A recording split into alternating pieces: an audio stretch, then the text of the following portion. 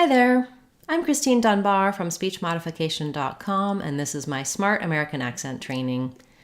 In this class on Saturdays, I take your questions. Welcome to our live question and answer class. Feel free to put your questions at any time in the chat regarding American English pronunciation, American accent, whatever you need to have help pronouncing American English fluently and easily in your everyday speech. At the start today, I want to talk about a spelling pattern that we have in English that you might find helpful for understanding some vowel sounds. And what it is that when we have an E that makes no sound, we call that the silent E at the ends of words. It does what we say, it makes the letter say its name. That means if we have an E at the end, then the A will say A, the E will say E, etc.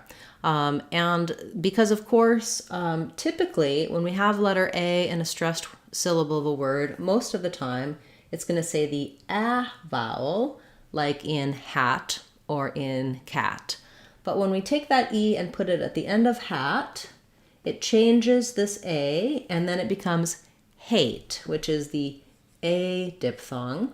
I've rewritten that for you here with letters AY because that's the most typical spelling for those types of words, like the word hey or day.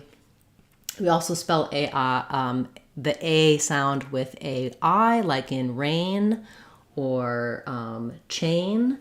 And then the third pattern is the A plus an E makes for the A vowel as well. So this rule and pattern applies various amounts of the time. About 90% of the time for letter A, it will apply. It's different for the different words. It's a little less common for the I believe that's only 77% of the time that the letter E makes I say I. But generally speaking, this is a good way to approach these sounds because, of course, we only have 5 vowel letters in English plus the Y, and we have 15 vowel sounds. So we don't have a consistent way of spelling sounds. You can't look at an A and know what it's going to say for sure. And so where there are patterns in spelling, it's a good idea to learn them and use them to be helpful for you. Similarly, in the word cop, letter O says ah, which is the most typical for stressed syllables. O says ah in cop, hot, problem, etc. When we add the E, it becomes cope. We have diphthong O, like in no. Letter I, most typically by itself in a stressed syllable, is going to say the I sound, like in it or is. So we have rid. Then when we add the E, it's going to say the diphthong I, which is what we call the letter I, which we have in night or ride, sigh, etc. And then letter E most typically is going to say the sound, like in red or tent. In this word them, when we add the E to them, it becomes theme. So we have the E sound, like in green, which we most typically spell with EE or EA. So you can get a lot more help with how to pronounce the different vowel sounds and how they're spelled, other patterns of spelling in English, and understanding all of this type of information in our Sounds of English course on speechmodification.com. It's a great way to get a strong foundation to pronounce any word that you want confidently in American English, to learn the IPA symbols for the sounds, how to look up words and sounds in dictionaries. And that course also talks about accent error patterns to watch out for. So it's a really good way to pronounce simple words, complicated words, and to begin to work on your accent to understand spelling and sounds. This is something that I often get questions about. And many times we make errors on words because they're difficult to pronounce or because we have accent patterns in our speech. But other times it's simply because of knowing what sound should be there and how the word is spelled, just because English spelling, again, is so inconsistent. We don't have one letter for one sound, and we don't always spell the same sounds the same ways. Okay, I hope this was helpful for you. You can get more help for spelling and sounds in our free materials on speechmodification.com and also in our online courses. And all of our online courses are either free or available for under $2. So they're a really good resource without a big expense. Okay, let's turn to your questions. As I mentioned before, feel free to ask questions about that topic or about anything related to English pronunciation and spelling. I'll go through and start looking at what you've asked so far. Welcome, everyone. It's nice to see you here today. Okay, we have a question about the phrase, I loved you. And I believe we had an earlier question about I love you, or I love it. So let's look at both of these. So if I love you, I love it. The question before that I'm not seeing here in the chat now, let me just adjust to make sure that I'm seeing all of the chat as it comes in, was about whether that, how to pronounce that v sound in loved. So when we're saying loved, we do need to have the v, d, the voiced sound. I loved you, I loved you. I love you. We just go from the v to the y of you. And I love it is probably the easiest because when we say I love it, we can say I love it. So we link love and it together, and it's like that V jumps right onto the word it. For many people, saying the V at the end is difficult when you're saying it by itself, in love or loved. But when you say love it, it's easier because it's easier for you to put the V before a vowel than after a vowel. So trying vit, love it, I love it can help you. But it doesn't become a f sound in any of these contexts. It's not a f, but always a v. Thank you for that request. Let me know if I answered what you were looking for, or send me a follow-up chat if I didn't answer that accurately. Okay, we have a question about the word quintessential. Okay, so about what T we use in quintessential. Right now I'm saying it with a true released T, quintessential. Quintessential. Oftentimes when we have an NT in words, we will use, drop the T, like in the word internet.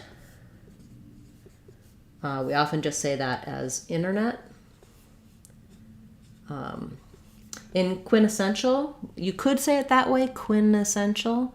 I don't typically hear that, quintessential.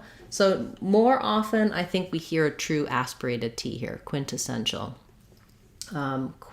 Quintessential.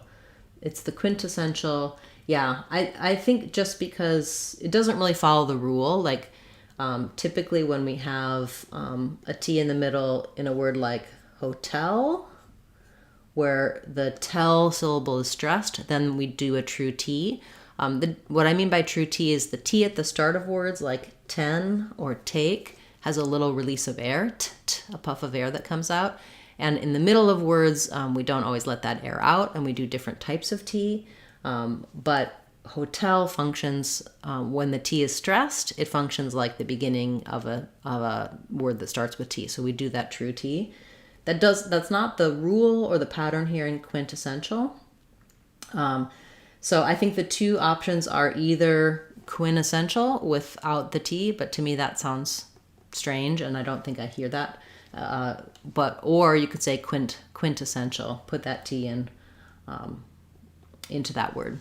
Yeah, it's strange. There are rules and patterns for how to say T in the middle of words. That is something I talk about in my Sounds of English course and in several videos here on the channel as well. That one doesn't really follow the rule, but that's my gut that you would want to use that T there.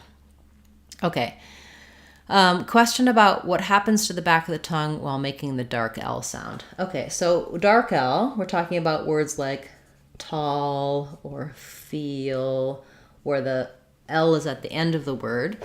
And there's different things that we can do. So traditionally, people teach dark L by saying you're just going to lower the back of the tongue, like feel, and you don't have to lift it up. What I that you can raise the back of the tongue, feel, and you don't have to close for the L in the front.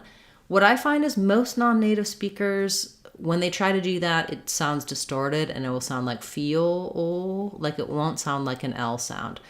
I instead suggest that you keep the back of the tongue down and you do feel. Put the tongue into the position you have for a schwa, the sound, and then lift the front of the tongue, feel. So there's multiple ways to make this sound. You don't have to use a dark L in the ends of words. You can use a light L. You just don't want to use the wrong kind of L. So an American L, feel, you can lift the front of the tongue. You're most likely to be well understood. And then also it works well for when you're linking, like feel it, feela, that you have that front of the tongue lifted rather than feel. You may find that you get some distortion if you try to use the lifted back tongue rather than the dropped back tongue.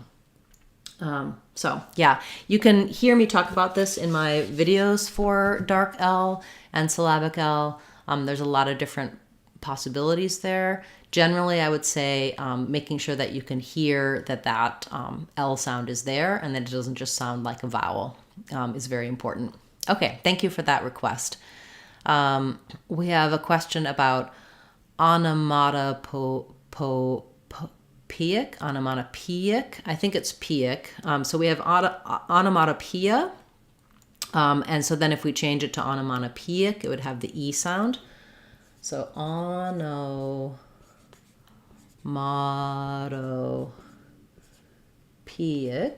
So when we have just pia, onomatopoeia, it sounds like pia. And peic, I think it would be peic. So first syllable stress, ana. Sorry, not ano, but ana. The second O is unstressed. Ana. Mata peic, onomatopoeic. Secondary stress here on this first syllable and main stress on P. So rewriting that for you. Onomatopoeic with the stress on that second to last syllable, onomatopoeic. Tough word. It's not an onomatopoeic word, is it? Anyway, thank you for that request. Okay. Question about, does the D sound have the exact sound of flap T when it comes between two vowels? For example, plot of, read of. So D in these two phrases. So I'm not sure what read, we wouldn't really use the phrase read of. So let me give you another example where it would, let's use, for example, instead head of, like the head of the company. Yes, so the question was, when I'm using a flap to link, your first phrase was the plot of the story, that T becomes a flap. It does, I do sometimes write it as a D because that's how we use D at the end. The plot of the story versus the head of the company. The head of the company. Yes, these will sound the same. They both have a flap. So put it, or true also for the middle of words. Better.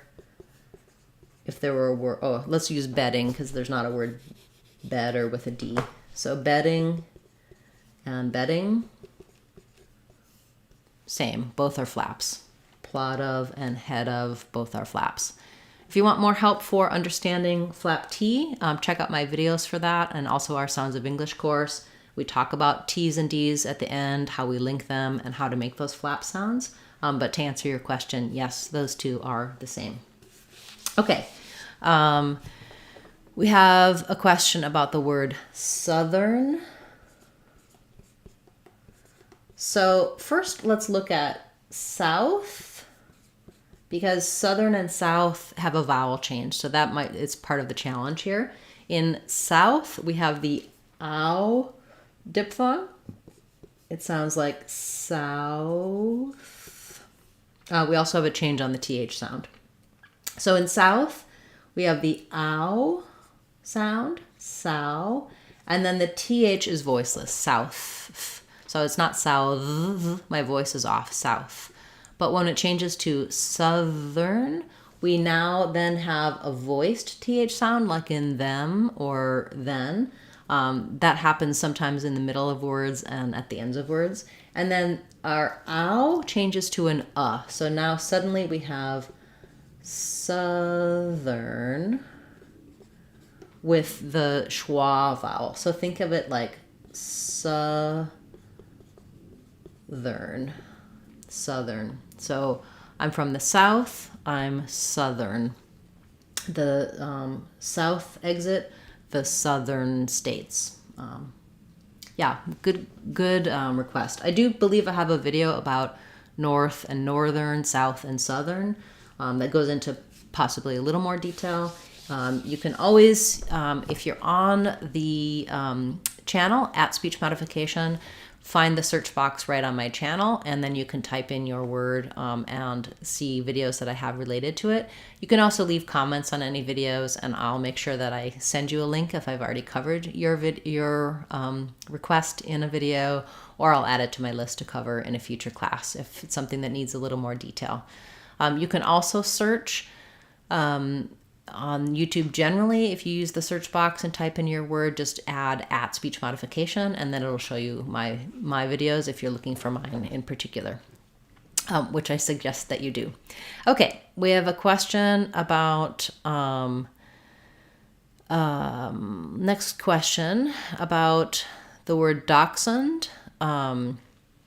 So dachshund has the, it's like, so spelled dachshund. I do have a video about this as well. We can say dachshund with just n. Dachshund, in German it's dachshund. In American English, dachshund. We don't really use a vowel there, or dachshund.